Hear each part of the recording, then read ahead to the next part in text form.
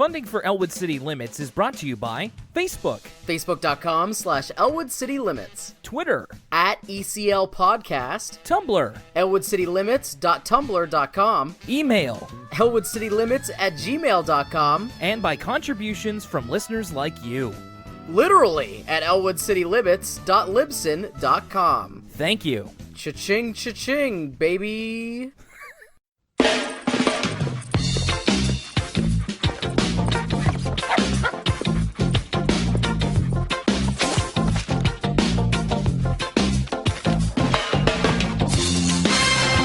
Well, that was a little weird. I feel like, Lucas, we were talking about something else the last time we were together, but having a hard time remembering what that would have been. Yeah, I feel it too. It's some sort of like deja vu sensation. Just something's not right. There's been a glitch in the Matrix, but I can't quite recall what happened. But hey, we're talking about Arthur this week. You're certainly right, and whatever it was. I mean, maybe it was something that we ended up uploading. I don't know. Like if you go back and check, kids, go and check our podcast feed, and maybe we ended up talking about something that we'll likely never talk about again. Some sort of cyber interference that you could chase down. I don't know. Welcome to Elwood City Limits. This is the Episodic Arthur Podcast. Thank you for joining us for another week. My name's Will Young, and that's Lucas Mancini. Lucas here for your early morning edition of Elwood City Limits. I'm on the second cup of coffee. Let's get it on. I'm on half a banana. That's all I need, boy. You live in that half a banana life. That's true. So Lucas, before we get into, we've actually got a few emails to get to. Before we even get to that, I had a nice surprise waiting for me when I got home from work last night. Oh? So some of you listening may have been to our Tumblr, elwoodcitylimits.tumblr.com, and if so, if you're involved in kind of the Arthur Tumblr scene, you may be familiar with Out of Context Arthur, which is again something that we've recommended a couple times. It's a very funny Tumblr collection of Arthur screenshots and clips. Well, it turns out that the creator of Out of Context Arthur has a Redbubble store of Arthur t-shirts. Oh? And my Arthur t-shirt that I decided to order, this is from the Redbubble store Moshrooms, so like mushrooms except MOSSHROOMS. Ordered it from them, and it just came in yesterday. Which shirt is it? It happens to be a shirt that says "Having fun isn't hard," and then it has Arthur Reed's library card on it. There you go. I'm still waiting on my Desus and Mero shirts to show up in the mail. When they did a collab with Urban Outfitters, and I bought the whole collection.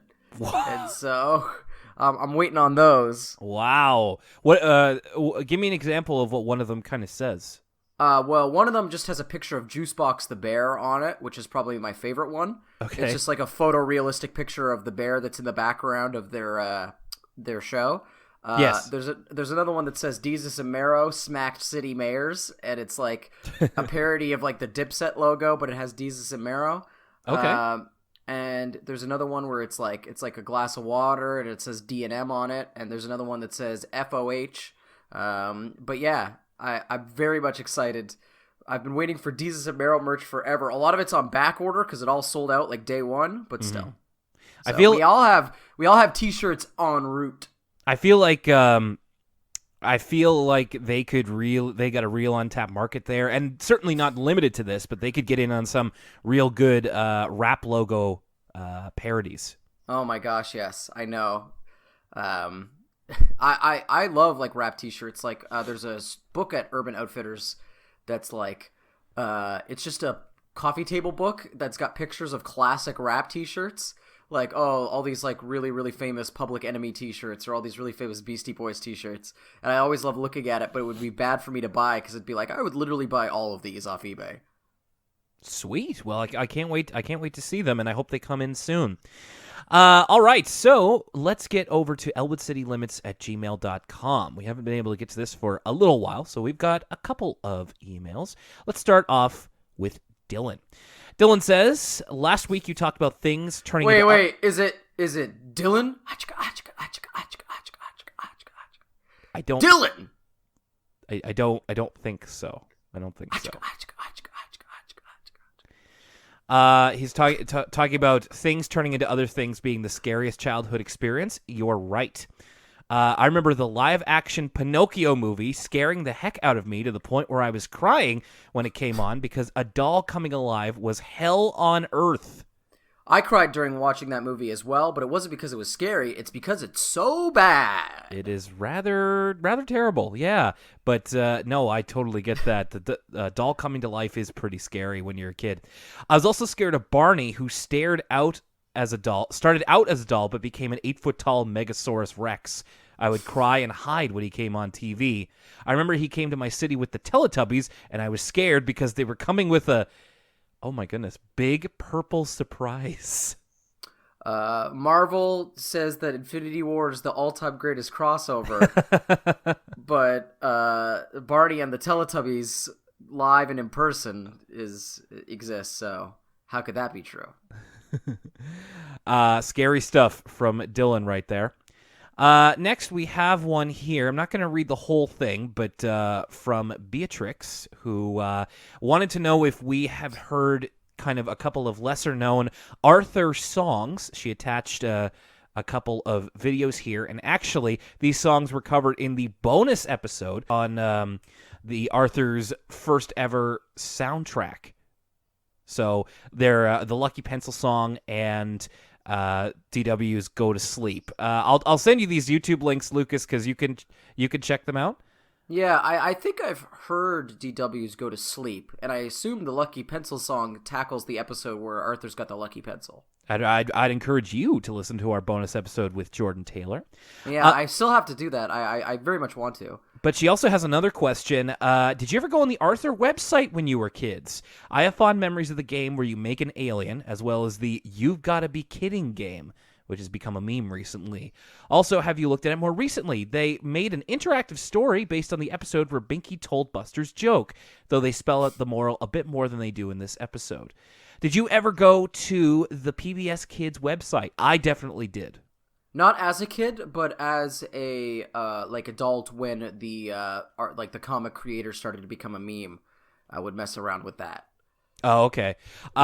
Yeah, no, I remember that. I do remember the Alien Creator game. I pretty much would have played all of them, and that's where a lot of our banner images are from on our various social medias. Is from those games. Haven't been there recently though, so maybe I'll have to take a deep dive later on this week. I used to spend a ton of time on the YTV website. Yeah, okay. Do you remember YTV Sidekicks? No, Sightkicks. Sightkicks. Okay. It was like a little robot that by completing certain challenges on the YTV website, you could get basically clothing items like DLC for, and you could customize the robot like it was a Neopet. Like you could add legs, you could give it different colors, and I went way down a Sidekick rabbit hole back in the day. Nice. I also went on the Fox Kids one a lot when I was a kid, playing all the Digimon games. Ooh. Thank you for that, Beatrix. We got a quick one here from our pal John at the John DuLong Show. He says, quick question. Listening to Will's recent chat with Jordan Taylor made me notice something. You guys always refer to Arthur, Kate, and DW's parents as Mom and Dad Reed rather than Jane and David. Any particular reason for this? For me, I think it's just easier. Like, if I say Jane and Dave Reed, I feel like newer listeners might be confused of wait, who's he talking about? And it's just like Mom and Dad Reed is well, that's kind of what their role is. So it's just a bit easier. It's also just hard to remember because the only time they get referred to as such is when there's an adult character talking to them. And usually Arthur episodes are from the kids' perspective, so they are usually referring to them as either mom or dad. It's very rare. It's usually a background scene where a character's like, Jane, my taxes. So we don't get to hear those names a lot, so they kind of leave my head. I always am a little bit surprised when I'm like, oh yeah, his name's David. And finally, we have an email here from Chris, who says he's a big fan. Just wanted to share with you one of the most iconic lines ever uttered in any Arthur episode. It comes from The Ballad of Buster Baxter, so maybe we missed this one. During the moment when Arthur is shooting hoops and shooting the breeze with Sue Ellen, Arthur asks if she'd like to play checkers. Sue Ellen responds with a quippy, "I don't like checkers. See ya," and then proceeds to leave Arthur alone on the court. Honestly, one of the most savage moments of Arthur history. I seem to remember that, but I remember that with Buster, where he was trying to find maybe a new friend or something, and he was telling her about watching Bionic Bunny in French, and he was just like, "Oh yeah, remember when Bionic Bunny says?" And then Sue Ellen just goes, "I'll watch TV." She does not have so much time for social niceties. Sue Ellen, the original hipster. And speaking of Sue Ellen, we've got a lot to say about her in this week's episode. Thank you, everybody, for your emails at elwoodcitylimits@gmail.com. And finally, before we get into the episode at large, just want to say real quick that at the end of the episode, we're going to have a very special announcement. So stay tuned for that, and stay past the credits, kids. All right, so are you ready to do it, Lucas? This is What Scared Sue Ellen? Off the top, I'll say this is one of my all-time favorite episode titles, just because before the intro even started playing, I'm already asking questions. I'm like, what did scare Sue Ellen? They have me. I'm hooked. That's happened before. Arthur, the show, can ask the right questions that leave you wanting more. But the whole idea is that we're establishing from the very beginning that Sue Ellen is fearless. Kids, of course, have lots of different fears. Arthur talks about a couple, and in pretty harrowing fashion. He's demonstrating them, heights where he falls from a giant building, or you get a great vertigo effect when he does that, or giant spiders, which trigger warning, giant spiders for this episode. My fiance is very scared of spiders, but not giant ones, just the little ones. I remember there's a mod for Skyrim that takes all the giant spiders out. God bless. But Sue Ellen does not seem to be afraid of anything. And she volunteers first for doing her report in Mr. Ratburn's class. She tries weird-looking food in the cafeteria. Not even scary movies scare her. She's not even scared of DW when she's got Travis Scott effects on her voice. Not bad. I was going to say, Arthur has a very animated delivery in this episode. He seems extra excited to be there. But no, I unfortunately, I did not make the Travis Scott illusion there. Is that kind of the usual effect that he uses? Kind of a megaphone behind a door? Yeah, you know what? That's a great way to describe it. All DW would have had to have said was, "It's lit," and it would have been perfect. It's lit. It's lit. So the episode starts with them, with Binky telling Arthur and Buster a scary story in the treehouse. I liked kind of Binky's way of telling the story, and then his very DIY, because at the end he produces a prop in order to get one last jump scare. Except instead of a hook, as the story's supposed to be, it's a book, which is also great comedy. But I will ask, I'm not sure about this. I think this story is referenced multiple times in Arthur as a go-to scary story, like the hook on the door. Uh-huh. And I'm not sure if I've heard it referenced elsewhere. But I've always wondered if this is making a pop culture reference to the movie I Know What You Did Last Summer. I was trying to think of famous things in pop culture where people have a hook for a hand, and that's the only one I can think of. It also just might be a piece of folklore or an old wives' tale that I'm not familiar with. It is an urban legend. Is the story of the hook? Okay. You'll kind of hear it be told different times, but it's usually a couple are making out in a car, and then they hear a scratching noise, and then they get home, and it's just oh no, the hook murderer, because the hook was on the door or something to that effect. So maybe I Know What You Did Last Summer is based on the same urban legend. Could be. That takes in a little bit of a different direction, but maybe it kind of started from the same place. Binky, of course, with a really great excuse of why he used a book. Where was I supposed to find a hook? Thought that was funny. Sue Ellen is also in the treehouse with them, and they're both didn't you think that was scary? And she's like, why would I? And she kind of doesn't. She seems to misunderstand the fun of scary media in general. And Arthur's trying to explain it to her of like, he's like, look, we know it's make believe. And then Buster goes, we do. So Buster's still very, very gullible. So Ellen almost borderlines on annoying here. I understand why she says these things, but when she's like, the real fun thing is traveling, going to all these places. It's like, not everybody can do that so well, and you're laying it on a little thick. See, but yeah, she's like, I could see a kid being like, if this was real, I could see a kid being like, well, Swellen, like, my family doesn't have enough money to go travel to all these different places. But she's like, oh, you must see Paris. That's where the real fun's at. You must see Paris. This actually kind of reminded me of, well, the dynamic that Jenna, my fiance, and I have, of that I love scary media, I love scary stories, all that kind of stuff. And Jenna is the type to be like, that's boring. I'd rather go traveling, go new places. I'm like, yeah, all right. It's like, but Jenna, have you seen Phantasm? There's nowhere you can travel where the orbs live. Oh, don't worry. I'm bringing her through it one movie at a time. And some of them she actually likes. Yeah. So Sue Ellen walks home through the nearby forest. Gotta say, I love the way this forest looks. So they designed it to look... it's fall in this episode, so they decided to kind of look menacing, eerie, a little creepy. They're using like deep autumn colors, like some orange mixed with green, mixed with brown. I just think it looks really cool, and it's a great way to make a forest in daylight look kind of intimidating. Yeah, for sure. There's a certain je ne sais quoi to making a woods in daytime seem menacing, and they totally nail it. Sue Ellen is walking through with no problem, but then she hears a weird noise coming out of a tree. She thinks it's the guys trying to scare her, but it is a sort of weird ghostly howling, and it kind of spooks her. So that is what scared Sue Ellen. It's true. I wrote down it was the woods that scared Sue Ellen. She's scared of the woods, just like the lady in that Lars von Trier movie. I actually found myself in this sequence missing Halloween. It gave me a very Halloween vibe. This would be a good episode to watch around then. It's true. We're getting into the fall episodes now.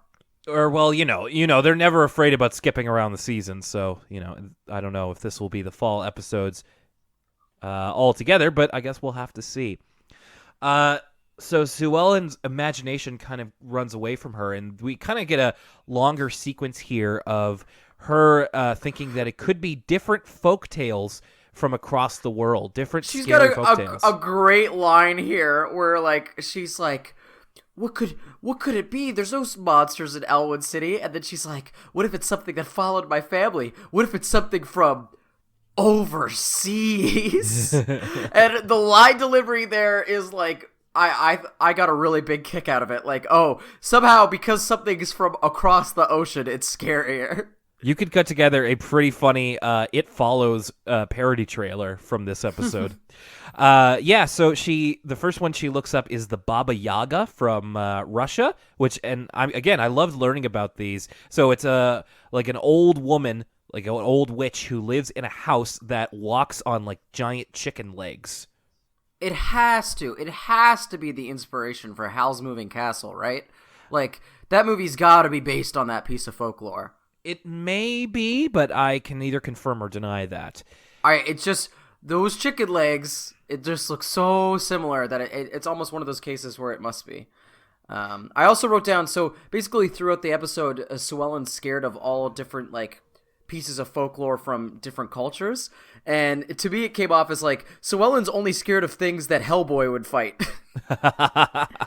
Good point. That's exactly right. Sue Ellen would actually make a good addition to the BPRD.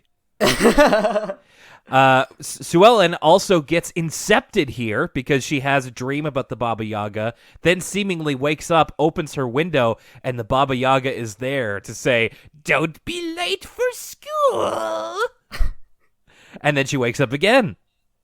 Dream within a dream. Blah. The next day, she seems to be scared of everything, and Binky meets her. He's excited that she seems to finally be scared about something. But then that quickly turns into fear from the other three guys of like, well, if she's scared of something, then maybe we should be too. They're sort of discussing what Sue Ellen could possibly be scared of. Binky suggests the possibility that a mummy could be chasing her. And then someone else is like, no, mummies are too slow. And then Binky says, not if the mummy had a mountain bike. I figured you probably would have written that down. It's a good line. It's like if Jeff Hardy was getting after you. if Willow was getting after you. No, that is truly scary. In that case, you just cringe yourself to death.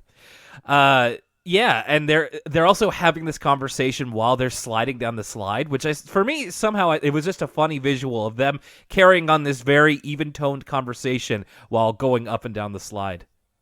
Something you could only do when you were a kid. I also noted here that when Sue Ellen gets spooked, she gets spooked all the way up to 11. She is incredibly nervous. Like, she talks to the guys about this, and she's very on edge as well about, like, what it could possibly be. Like, she's taking this completely seriously. So not a lot scares her, but when she does, boy, you better look out. So she suggested it could be a Baba Yaga. She also suggests it could be a Kappa.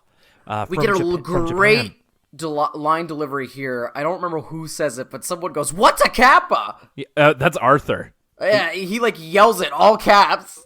What's a Kappa? Yeah. Fun fact, the thing that I think of the most when I think of a Kappa is... Wait. Let's say it. I'm going to count to 3, and if you're thinking what I'm thinking, we'll say it both at the same time, okay? Okay. On 3. 1, 2, 3. Kappa Mikey. Oh my goodness. Different answers. Sorry, no, I was thinking of the Pokemon Gold Duck. Oh, is Golduck a Kappa? He doesn't have a flat head. No, but I think I remember reading somewhere, maybe in the official Pokemon handbook, that he was like inspired by a Kappa. I was thinking of Kappa Mikey, the TV show where Kappa Mikey was like the one Western style character in a land of anime characters. Did you ever watch that show? No, but I think I've heard of it. It was pretty ahead of its time for a concept, though I wonder how well it's aged. Yeah, I think I was actually watching a YouTube video about that not that long ago. So Speaking of which, Arthur can sometimes borderline on problematic whenever they, it's specifically Asian culture for some reason. Whenever they have to like show something out of Asian culture, they always kind of get a Western voice actor to put on an accent, and all of it kind of comes off as just a little bit like, I don't know about this. Yeah.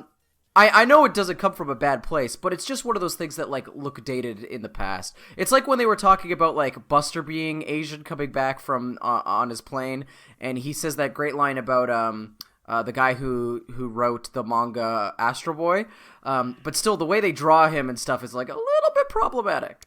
Yeah, it's kind of weird to know where the borderline is there. I mean, at the very least, it goes by quickly, so they don't like linger on it or anything. But yeah, I kind of thought the same thing, and I guess it's up to viewer interpretation about how they kind of handled that. It is cool to learn about Kappa lore, though. I never knew about because I knew Kappa's got those bowls in their heads, and I was like, oh, it's because if you could get them to tip their bowl over, they'll freeze. We also learn about the Banshee, which Sue Ellen thinks that it could be the Banshee from Irish folklore. We get a cutaway featuring the Banshee, and weirdly, it's designed as a human. Oh, are Banshees not supposed to be humans? Well, no, but they are, but in our world. So, like, I thought it would be, Oh, look like an animal. It's not even an it didn't have any ears or anything. No. Oh my goodness gracious. Little strange. I would have loved to see Arthur tackle, what's that folklore where it's like the floating head? The floating head? It's like, there's like all these old 80s, like 70s foreign horror films where it's like a head and it's got like a spinal cord still attached but nothing else and it floats. Oh, that's an Asian one. I don't know what it's called. I forget. Floating head movie 70s. You know what? Believe it or not, I don't think this is the first time we've referenced this on Elwood City. See, I typed in floating head movie and the first thing to come up was Zardoz. Not helpful. Not that one. No, I'm not. I would remember Zardoz. Floating head horror foreign movie. Oh, this is gonna kill me. So I don't know what the exact movie is, but the piece of folklore it's referencing is the Penanggalan, which is a ghost of Southeast Asian folk mythology. Let's see, in popular culture, it's in a Hellboy story. What a surprise! Hellboy travels to Malaysia and fights this thing. Yeah, this is totally what I'm thinking of. I guess I'm just thinking of like Hellboy villains for Suella to fight. That's so funny. Anyway, sorry to get off track there, but that was going to literally end me if I didn't Google it right then and there. I understand. You got to do what you got to do. The thing about the Banshee quick scene is that it has one of my most memorable Arthur moments that I think about is Binky, like it's kind of like they open the door, the Banshee is coming from its headless horse-drawn carriage outside, and it's slowly coming towards them, and then as it reaches the door, Binky just steps up and slams the door in its face, and it just goes, "Hey, that hurt!" Yeah, the Banshee voice, like, instead of the shriek that it was giving, it's totally out of character. It's like, ow! And that's very funny. Yeah, that's great. It just, of course, Binky would be the one to slam the door on a ghost, and yeah, I just think that's really memorable. So those are the urban legends that they kind of make their way through, and it's like it could be any one of them, and by that point they're all pretty scared. Sue Ellen shows them the part in the forest where they heard the howling, and they all run away. Sue Ellen, on her way back home, she talks to her parents who are going through some of their travel slides. So at one point they went mountain climbing, which they were very afraid of, but as is the message of this episode, they prepared themselves well enough so they could face their fear head on. So Sue Ellen decides to do the same. There is a terrific, and I mean terrific part here, where Sue Ellen decides to assemble everybody to go back to prepare and to investigate the howling. Binky's watching. She literally pulls a Jack from Lost and is like, "We have to go back, Binky. We have to go back." Good one. She calls Binky, and this is the greatest. So Binky's watching something on TV, and he answers the phone, and the first thing he says is, "I wasn't scared. I mean, hello." That is so funny. Like, I had to pause the episode. I was laughing so hard. Sloan has to like come over physically to convince Binky and show him like the tools she's acquired to like go face the thing. And once he sees the tennis racket she's holding, he's like, why not? Yeah, they each make their own little makeshift costumes out of the stuff they have just lying around their rooms. Like Sue Ellen has like boots, mountain goggles, a flashlight, a tennis racket, like a bucket hat. I liked this part because it kind of reminded me of, you know, all those movies from like the 80s or even recently where I was just gonna say it totally has that like kids versus the supernatural 80s vibe, like Goonies or Stranger Things or even like It, where it's like a team of kids team up, the adults aren't involved, they sort of have thrown together defense mechanisms like, oh, I have this slingshot, it's going to stop this supernatural creature, or even something like not supernatural like Stand By Me, but like kids teaming up together to solve a problem. It definitely has that sort of vibe. I'm glad you picked up on that too. This whole latter half of the episode feels like that, and it's awesome. Yeah, I really liked it too. So she manages to get the three guys, Binky, Buster, and Arthur, I'll mention here, and they make their way back to the forest and get ready to confront whatever the noise is. Sue Ellen's the only one who's brave enough to go in, and it's underneath a really scraggly, scary-looking tree. I'll also mention that they do like a kind of a fist bump before they go in, and Arthur goes, "One for all," and Binky says, "And good for nothing." So Sue Ellen goes. That'd be a sick thing to have written on the back of like a biker jacket. One for all and good for nothing. Yeah, that's actually not bad. So Sue Ellen is the only one brave enough to go in with her flashlight. She shines it in, and who is it that's under that tree making that noise? Then Perky. I felt so bad for Perky here, because Perky's been like stuck here for like 3 days at this point. I know, poor Perky.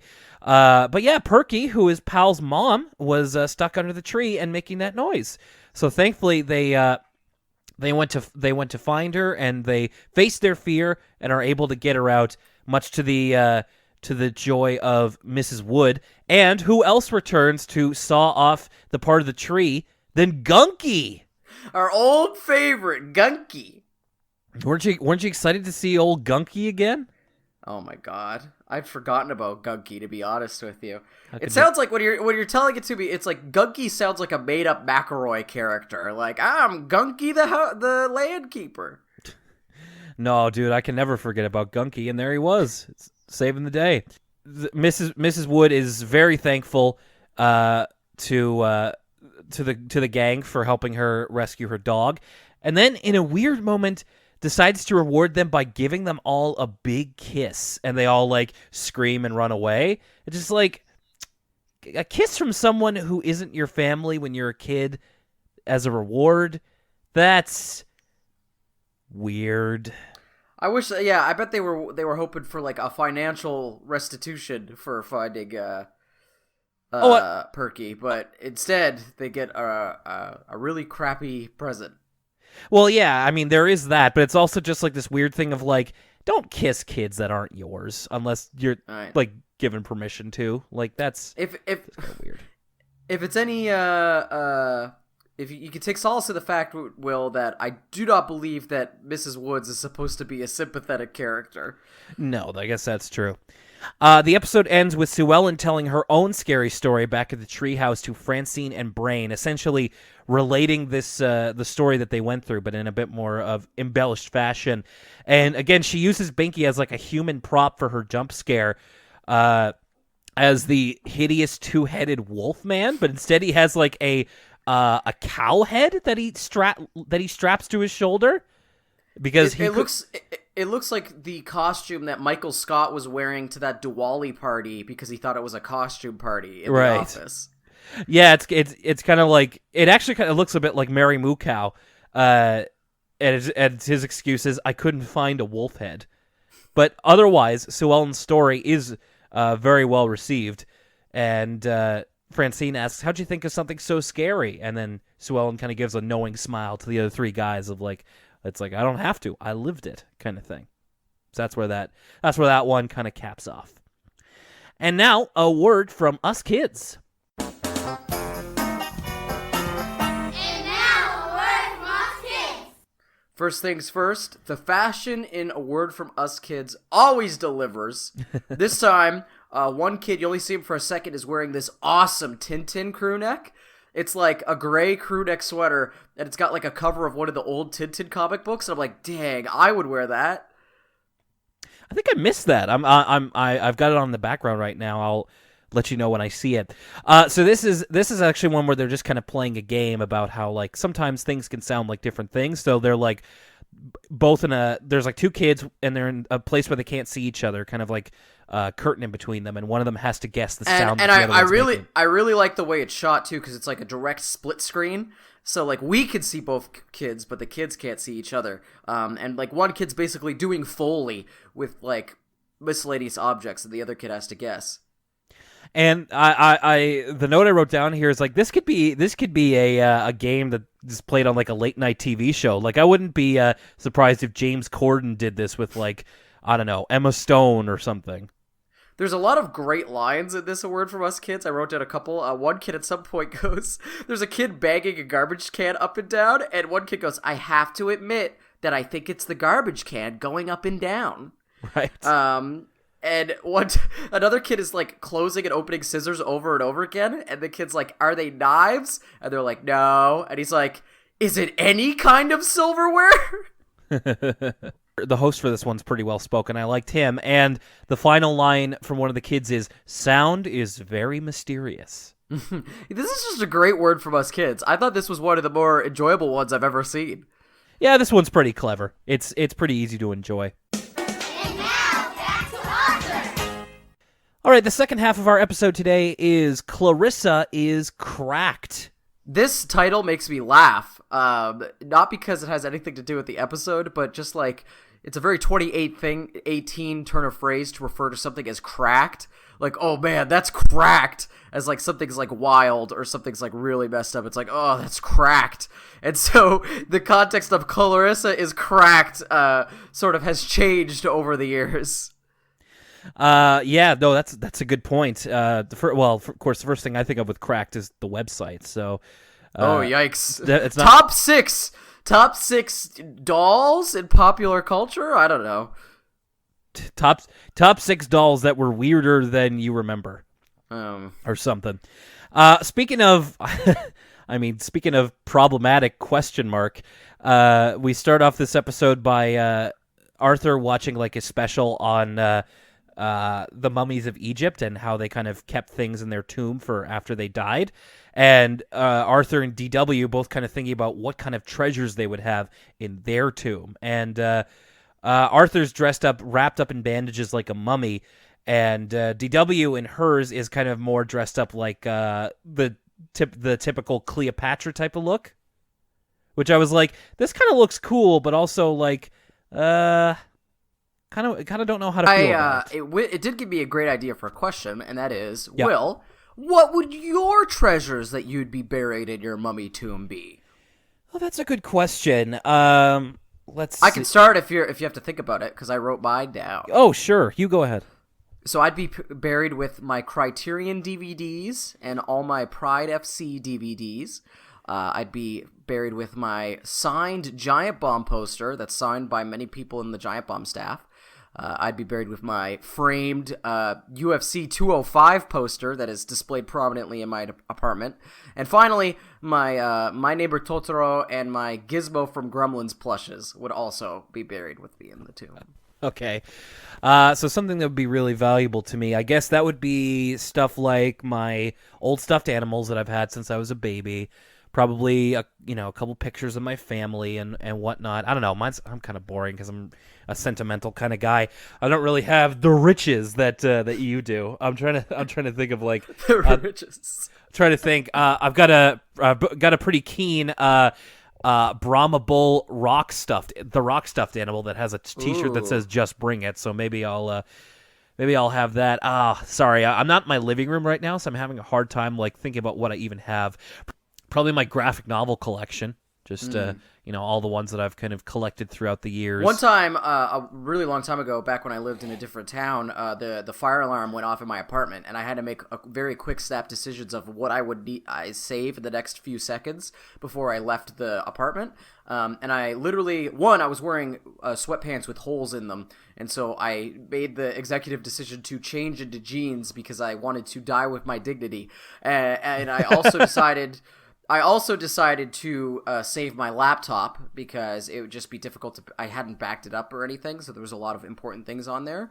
If that fire was to happen now, though, I think I would save my laptop, and again, that Giant Bomb poster would be the other thing I would try and save, just because it's signed, and so it's pretty special because it's hard to get another one of those. Everything else I have could pretty much be replaced, though. I think probably a flash drive with every episode of Elwood City Limits and my iTunes library on it, just because I have spent, I'm going to say, hundreds, if not thousands of dollars on my iTunes library since high school.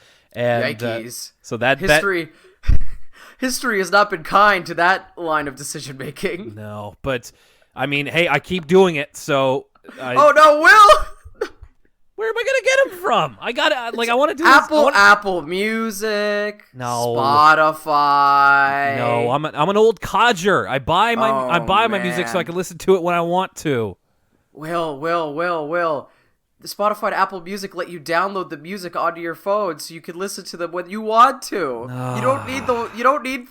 Oh no, Will, this is crazy. I don't know. This is behavior I would describe as cracked. Well, excuse me, princess. I'm just a little bit of a late adopter. So, I don't know. There's so many of them, and I don't know which one to do. I mean, I would say if you have a very big iTunes library, you would use Apple Music, because then you could transfer your iTunes library into the cloud onto Apple Music, and yeah. All right. Well, I'll consider it. I don't know how this turned from talking about my valuables to let's dunk on old man Will for not having Spotify or whatever. That's right. I'm going to be buried with my Spotify login.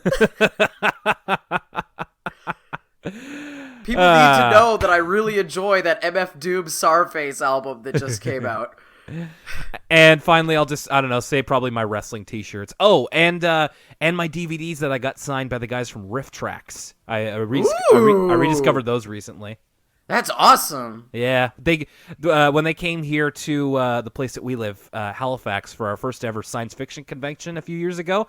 That was actually great because the guys from Riff Tracks came and they were like, it was our first convention, so they were like our first like really big guests. So they did like a Q&A panel at the local movie theater.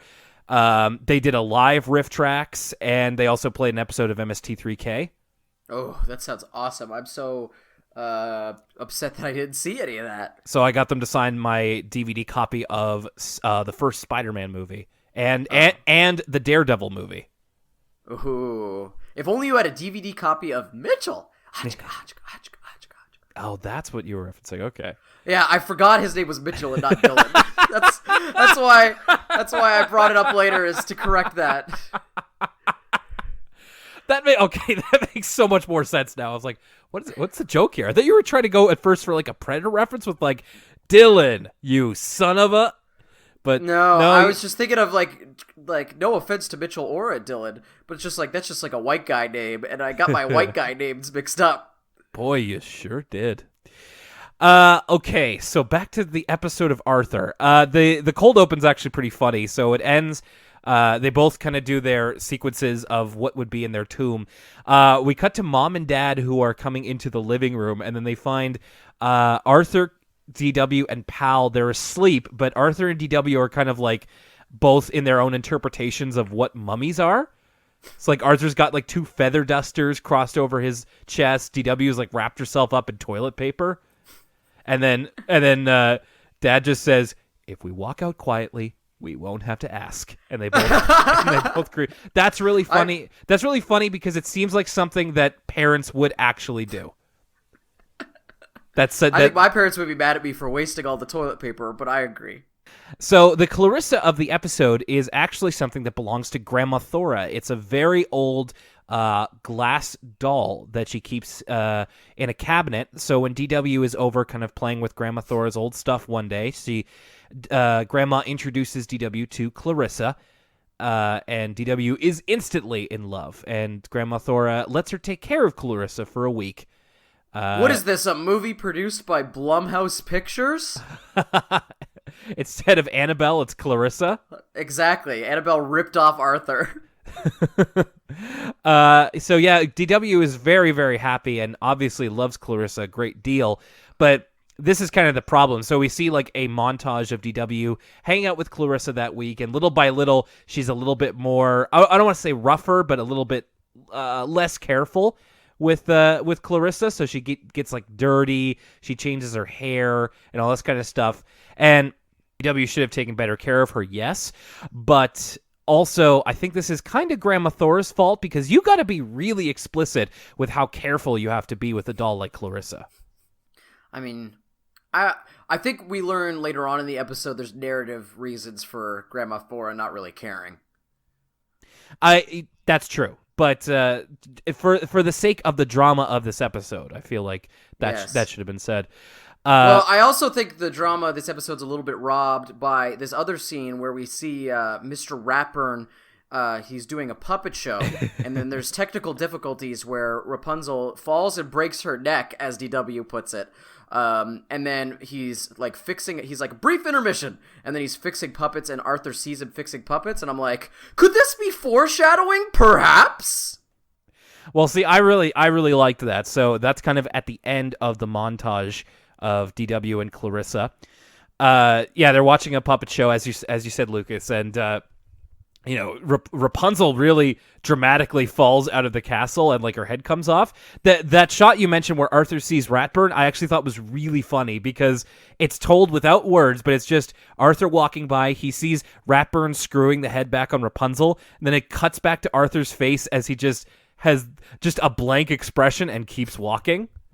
I thought that was really funny. Like he adopted his parents' strategy of, if you just walk away, you don't have to ask any questions. And then again, we kind of say this a lot, but almost in a Simpsons type of way. Like I would expect that kind of subtle joke to fly on a different type of show.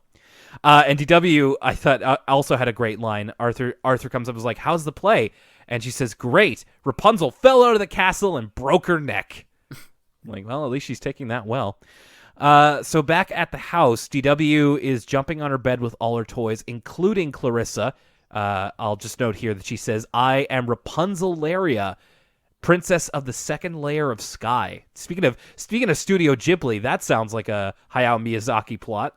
Oh, what was the sky one? Oh, God. Porco Rosso? No. It's not actually a Miyazaki film, but it is a Ghibli film. Sky Ghibli film. Oh. There is one about a castle in the sky or something. My God. And not Howl's Moving Castle. It's called Castle in the Sky. Okay, thank you. I thought maybe I knew what that was. So, unfortunately, Clarissa falls off of DW's bed, and her left eye breaks off, which is where we kind of see that she's made of glass. Oh, it is directed by Miyazaki. My apologies. I just have to clarify this. Or at least that Clarissa is ceramic to some degree, and her dad, chastises her and says that Clarissa needs to be taken very good care of. DW kind of doesn't get it, she thinks like, oh, that's okay. Grandma Thora can just get herself a new one, but the dad and mom Reed both say that she's very old and isn't the one that can really be replaced, and they explain why. They bring DW downstairs to show her a photo album of what life was like when Grandma Thora was DW's age, and we get this extended flashback sequence where Grandma Thora is a little girl and gets Clarissa for the first time. Straight up, I thought this was great. I loved this. I'm glad you said that because I agree. This is by far my favorite part of the episode for multiple reasons. First of all, it's just great lore building for Elwood City. Like, I love seeing old-timey Elwood City and the contrast between how it is now. And then I think there's a lot of really well-done decisions made with this flashback. For instance, they get DW's voice actor to voice Grandma Thora, but it's not like Grandma Thora and DW are the same character. Like, the performance is very different. Like, Grandma Thora is more grown-up sounding in her young age. I love that, like, how realistic it is that, like, Grandma Thora had, like, 12 siblings, basically, because that's how many kids people had back then. There's all kinds of stuff, like, just the contrast of, like, there's little things where Grandma Thora goes to the store by herself, and DW's like, whoa, she could go without any parents? And they're like, it was a different time. And then there's the cop directing traffic. There's some continuity with other Arthur episodes when the Zeppelin flies over. You're right. I'm glad. Thank you for pointing out all those details. And I believe that that Mom Reed's voice actor does Thora's mother as well, but also in a different cadence and delivery. And I really appreciated that. You mentioned that Thora sounds a lot more mature. It is like kind of mature and more reserved than DW is, but you can see the similarities in how they look. She's kind of like DW with a bit of a different hairstyle, a little bit, but she's distinct. She's distinct enough that you can see the resemblance, but they're not the same like character model necessarily.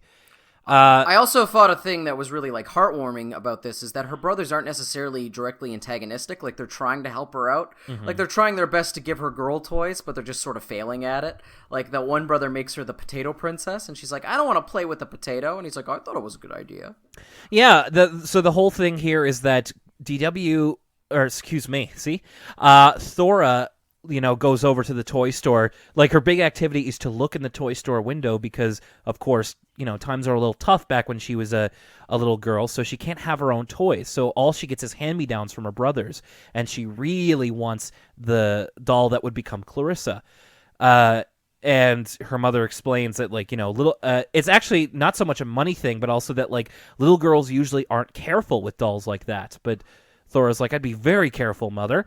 And you're right. I did like how her brothers are trying to help her out a little bit, but it's just not really enough. And then finally, we get a scene of on Thora's birthday, she gets a present, and I loved this. So I want to note here. So you do get a great sense of Thora's family and the time that she lives in so well, and it's almost exclusively through the performance and the visuals. So of course, the visuals I thought were very good at capturing old Elwood City and the styles of the time. But like when Thora gets Clarissa, you can hear how overjoyed she is, and I thought that was a great performance. She's just a doll, a real doll.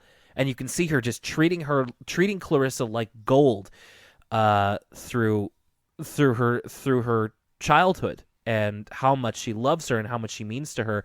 And we cut back to the Reed family, and DW's in tears. She's like, Grandma Thora loved Clarissa so much, and I didn't treat her the way that I should have.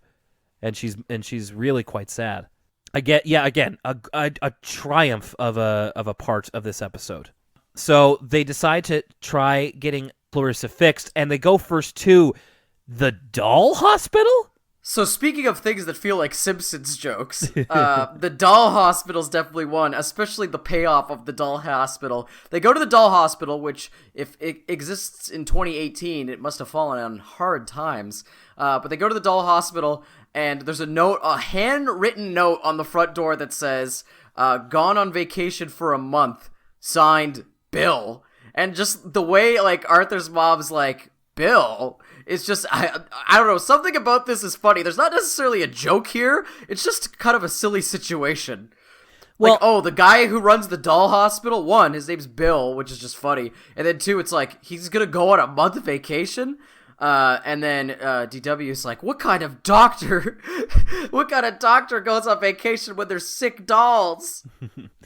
I mean, I was more confused than anything else. Like, I can't believe that even in, like, 1999, somebody was brazen enough to open a business that is just opening, like, and it's like a whole storefront. It's like a house, and it's just dedicated to fixing dolls.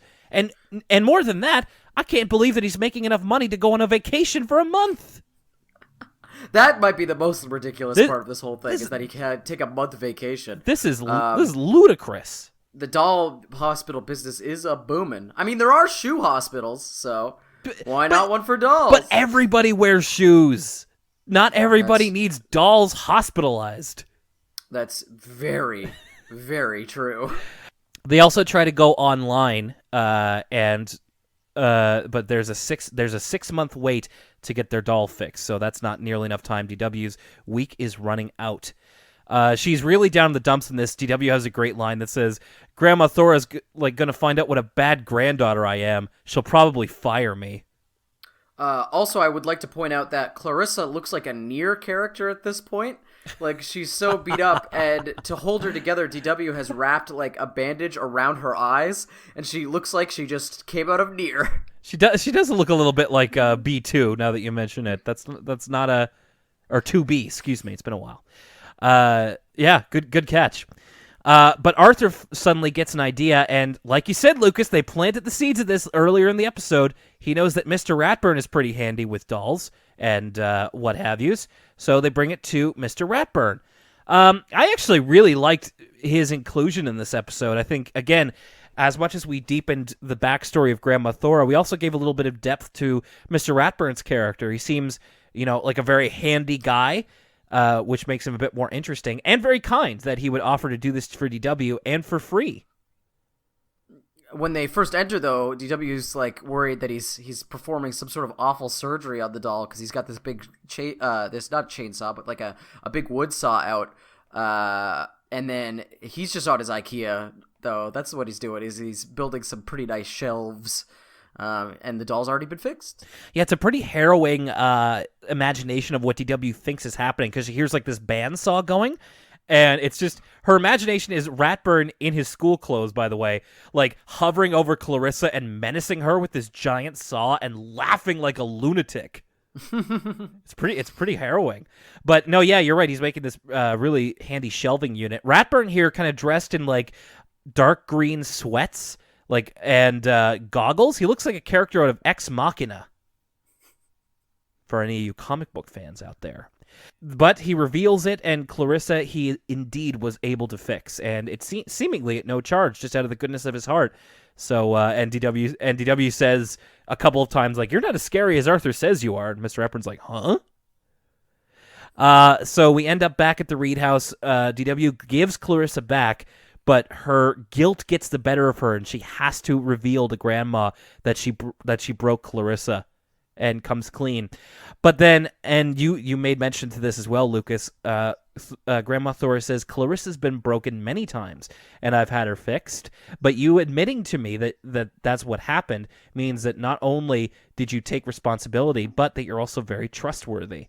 And then the episode ends with Grandma Thora saying, and that's someone who should take care of Clarissa all the time. And the final shot is like Clarissa sat on a windowsill next to a picture of DW and her, as well as Grandma Thora and her when she was a kid.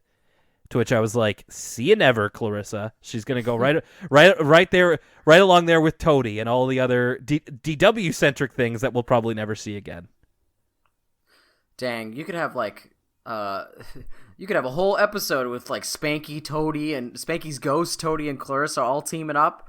What a waste. Yeah, the evidence is really adding up here. Well, that is it for that episode of Arthur. Let's rewind it back to What Scared Sue Ellen. How did you find that one?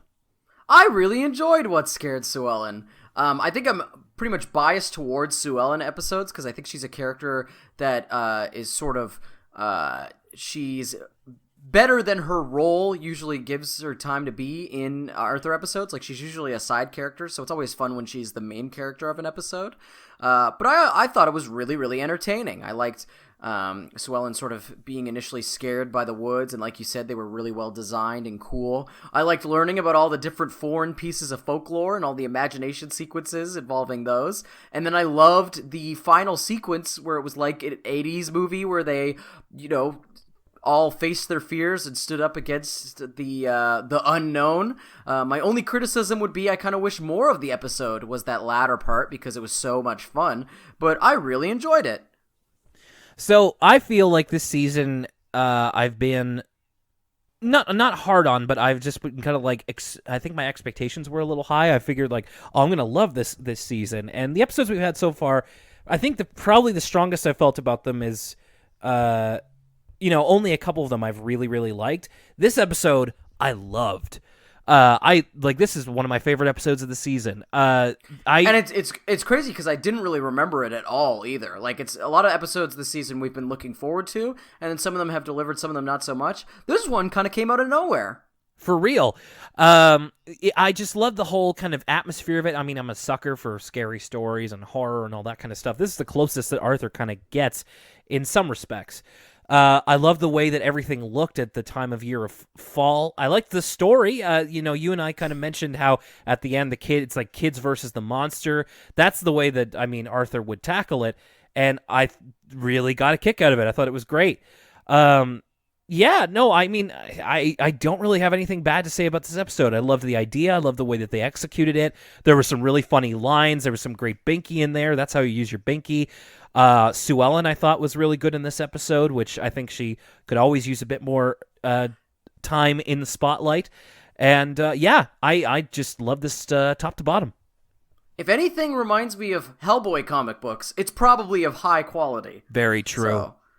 I will also say that I really enjoyed Clarissa is Cracked. I thought that this was a great 1-2 punch of an episode. Now, it doesn't quite reach the heights that Sue Ellen, What Scared Sue Ellen does, but I did really enjoy it, and a big part of it is that middle part with Grandma Thora as a little girl. I just thought that was an inspired bit that they committed to, and I thought that really made the episode a lot more special than if they hadn't have done it, because the overall thing of DW kind of learning responsibility, I did also really like. It's not exactly anything new or groundbreaking, but it's a way to kind of see a new side of DW, and I thought they did really well. I wrote down here in my notes, this is a perfect DW episode for the haters, because a lot of it is DW like under the gun, feeling a little sorry for herself, being a little sad, and kind of learning a bit of humility and responsibility. I am not a DW hater, but I did enjoy that, again, we kind of got to flesh her out a little bit more. She wasn't like the annoying little sister. She was kind of just a little kid who was learning a lesson. And I will say, I also love the way that Clarissa looks. I thought they were able to kind of portray her in a way where she always looked the way that she was supposed to, like a doll among animated characters. It's kind of hard to explain, but I do really like the way she looked, and it was very heartwarming at the end, even though knowing that we're probably never going to see Clarissa again. It was at least good for a story's worth of emotional beats. I think you're right on the money with this one, Will. I totally agree. I really enjoyed Clarissa is Cracked, not so much as What Scared Sue Ellen, but I think it's a really good episode, and I think it's worth praising it for a lot of times we're a lot harder on the more slower-paced episodes, just because they tend to, they don't have a laugh a minute or a ton of cool rising action, like a lot of stuff to talk about on a podcast, but I do think that this is another great example of how to do a slow-paced Arthur episode right. Like, I was getting Grandpa's Old Country Farm vibes of, I think that might be the greatest slow-paced Arthur episode of all time, and so this one is like a close second in sort of evoking a great emotional response by not having a lot of rising action. And I also think, again, the star of the episode is that flashback in the middle where we see what life was like for Grandma in old Elwood City Limits. So much so that I would almost want to see a whole episode that took place in that old-timey Elwood City. I think that'd be really cool. And I liked how it filled in Grandma's character and DW's character grew, but I also like seeing the character of the city and how it used to be when it's old. That's just cool to me because I'm a little lore nerd. But yeah, I also think that the ending of the episode, the way it wraps up, is really, really well done, and it evokes like a true emotional response. I was like, oh my goodness, this is so sweet. Like her getting passed down the doll. Like, what a great ending. I found myself really, really enjoying the way this episode sticks the landing. So I would go as far as to say, so season 3, I think there have been a lot of standout episodes, but it's always been a standout episode and it's paired with a clunker, like a totally unforgettable episode that gets completely overshadowed by the standout one it's paired with. And I think this has been the most consistent 2 episodes paired together so far in season 3, like back-to-back bangers. Agreed. Strong recommend for both of these stories and this episode overall. And again, 2 episodes I totally had not remembered at all, so I had basically no expectations going in. All right, kids, that's it for this episode of Arthur. Elwood City Limits coming to a close here. Before we get into our big announcement, of course, we're going to tell you the ways that you can interact with us as always. We are on the social media, so come and find us and follow us. Facebook.com/Elwood City Limits. On Twitter, @ECL Podcast. On Tumblr, elwoodcitylimits.tumblr.com. If you'd like to be one of our wonderful listeners like you and send it in an email, you can do that, either to read on the air or for off air, elwoodcitylimits@gmail.com. We'd love to hear from you. And you can find this podcast, elwoodcitylimits.libsyn.com. That's where all of the episodes are stored on the web. You can also find us in the Apple Store, Apple Podcasts, and you can find us on Google Play. And let us know if there's anywhere else you'd like to find us. So, okay, so this one has been one that's been asked about. When are we doing it? Are we doing it? What's happening here? So, I am here to announce to you that as of, I think it was like 2 weeks ago that we finalized it, that we launched it, Elwood City Limits has a Patreon. Now, this Patreon may not be like the ones that you're used to seeing. In fact, what I want to do is I want to take a little bit of extra time to talk about the Patreon in a bit of detail, but I'm not going to do that here. What I'm going to do is I think I'm going to create a separate short I don't know, not an episode, but a short little recording of what the Patreon is, and I'll outline it in detail, and I'll be releasing it on this feed probably within the next week or so. So until then, you can go and check it out. We do have all the information over at patreon.com/Elwood City Limits. And until we go into the little bit more in-depth explanation, I'll just say any donation is welcome. And we thank you, everybody, for asking how you can support the podcast. This is just a brand new way to do it. Patreon.com/Elwood City Limits. And I'll also say, in case you don't listen to the explanation episode of what the Patreon is and what we're looking to do, don't worry. This show will always be free. So don't worry about missing out on any content. This is simply a way to say thank you if you want to. Completely optional. I also have a personal plug. We haven't really had anything else. A lot of times on podcasts, people will plug their personal Twitters or whatever other projects they're doing. I've recently started a new endeavor with a couple of friends. It's the Mally Stream YouTube channel. It's basically we're just playing through some video games. We have 2 videos up right now. One, which is a 4-hour Wii Points extravaganza, where we celebrate the end of the Wii Shop by buying a lot of Wii Points and then buying a lot of games with them. And we're now playing through the game Secret of Mana in our Secret of Mali series. If you want to check that out as well, give us a subscribe at Mali Stream. Oh yeah, and on that Wii Points Mally stream, you can also see former guest of the show, Nitro Rad. Right. Nitro Rad's also there, and thank you to Nitro Rad for giving us the plug promoting the Mally stream. Will, we've seen you in the chat on many a Mally stream. What do you think of the show? I think you guys do very well in the stream. Obviously, the friend of yours that runs it along with you. I think you got a great setup, and you're the right type of personalities to be doing it. Really, if you want to see Lucas Mancini unfiltered and uncensored, this is the way to do it. And who knows, maybe I'll find my way there sometime. But in the meantime, if you want some extra Lucas content, some of the Mancini pals, then I would definitely recommend Mally Streams. What's the URL for that one more time? Well, we need a little bit more subscribers to get the custom URL, but if you want to find it, just go to YouTube and search for MALLY Stream. I'm going to do that right now and subscribe so I don't miss any.